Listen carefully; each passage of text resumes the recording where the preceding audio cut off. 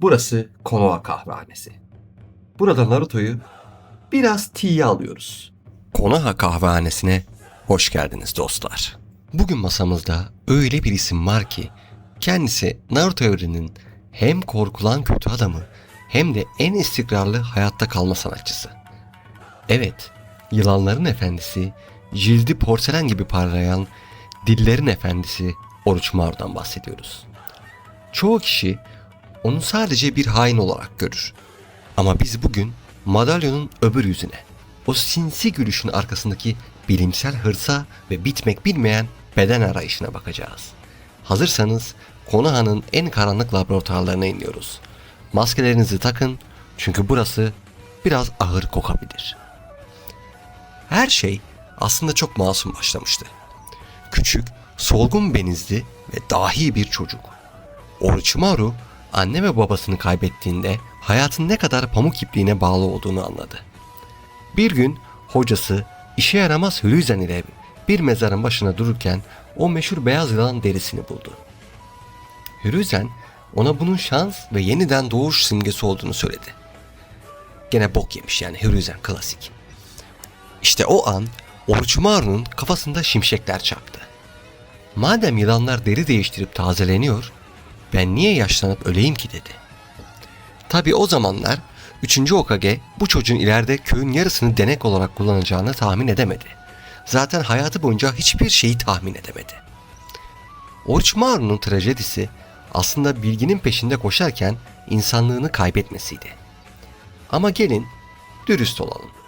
Jiraiya o yaşlarda röntgencilik peşinde koşarken Orochimaru evrenin sırlarını çözmeye çalışıyordu. Kim daha vizyoner? Kararı size bırakıyorum. Savaş yılları geldi çattı. Orochimaru, Jiraiya ve Tsunade ile birlikte efsanevi Sannin unvanını kazandı. Ama Orochimaru için savaş sadece daha fazla denek ve daha fazla ceset demekti. Köydeki herkes ona kahraman gözüyle bakarken o bodrum katında acaba kaç tane Kekkai Genkai'yi bir insana sığdırabilirim diye Excel tabloları tutuyordu. İzleyicilerimin yorumlarında sıkça belirttiği gibi işe yaramaz Hiruzen bu süreçte adeta 3 maymun oynadı. Kendi öğrencisini köyün çocuklarını kaçırıp üzerlerine deney yaptığını fark ettiğinde bile belki düzelir, özünde iyi çocuktur diyerek müdahale etmedi. Orochimaru ise bu boşluktan faydalanıp ölümsüzlük iksirini, namı diğer Fushitensei'yi buldu bile. Artık tek yapması gereken 3 yılda bir yeni ve yakışıklı bir beden bulup format atmaktı. Adeta bir teknoloji marketi reyonu gibi beden seçmeye başladı. Köyden kovulduktan sonra ki o sahne biliyorsunuz ayrı bir komedi, Hiruzen onu yakalıyor ama kıyamam canım benim deyip kaçmasına izin veriyor. Orochimaru bir süre Akatsuki'ye takıldı. Ama orada bir Uchiha gerçeğiyle karşılaştı. Itachi Uchiha. Tek bir bakışıyla Orochimaru'yu iptal edince bizimki anladı ki gözü olmayanın sözü olmaz. İşte Sasuke takıntısı burada başladı. Madem Itachi'yi yenemiyorum, küçük kardeşini alır içten fethederim dedi. Sasuke'nin boynuna o meşhur abonelik paketini yani lanetli mührü bırakıp gitti. Adam resmen Sasuke'yi 3 yıl boyunca bir meyve gibi olgunlaşması için bekletti. Bir yandan ona eğitim veriyor, bir yandan da ah şu Sharinganlar benim olsa diye iç çekiyordu. Ama unuttuğu bir şey vardı. Ergen bir Uchiha'yı kontrol etmek 10 tane mandayı kontrol etmekten daha zordur. Ve o büyük gün Chunin sınavları.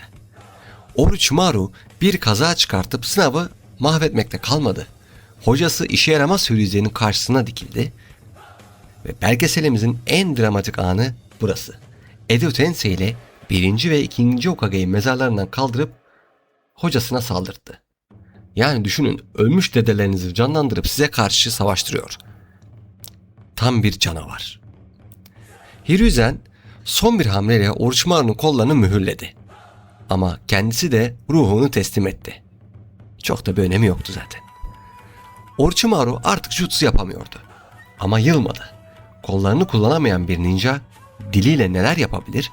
İşte bize bunu tüm seri boyunca gösterdi. Adamın rejenerasyon yeteneği o kadar saçma ki her öldüğünde birinin ağzından yeni bir Orochimaru çıkıyor. Resmen Rus Matruşka bebeği gibi bir karakter yapmışlar. Bugün Barut evrenine baktığımızda Orochimaru'yu artık bir veli toplantısında görebiliyoruz. Mitsuki gibi sentetik ama pırlanta gibi bir evlat yetiştirmiş. Eski günlerdeki o dünyayı yok etme hırsı gitmiş, yerine oğlum okusun büyük adam olsun diyen bir baba gelmiş.